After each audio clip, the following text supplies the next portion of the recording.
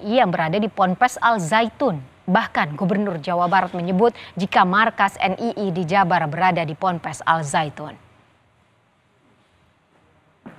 Hal ini terbukti dari pengakuan kelompok negara Islam Indonesia yang berikrar kembali ke NKRI.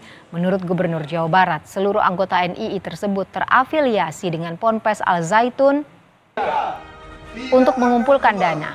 Selain anggota yang sudah berikrar NKRI, saat ini ada sekitar 15 orang yang kelompok NII sudah menghubungi Kesbangpol Jabar untuk bertaubat. Saat ini BNPT dan BIN masih terus memantau persoalan tersebut. Afiliasi dengan Al Zaitun, pengakuan mereka. Iya, kan markasnya di situ. Panji Gumilangnya yang memerintahkan pengumpulan dana. Makanya kenapa dananya triliunan, ya setiap yang dibayar hartanya diminta habis untuk perjuangan mereka.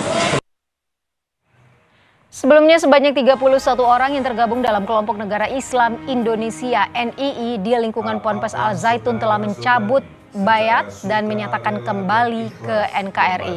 Upacara ikrar ke NKRI tersebut disaksikan langsung oleh Gubernur Jawa Barat Ridwan Kamil. Kelompok ini mengaku menyesal dan berjanji setia pada NKRI. Tidak akan kembali dan atau tidak akan menjadi Pomdam Jaya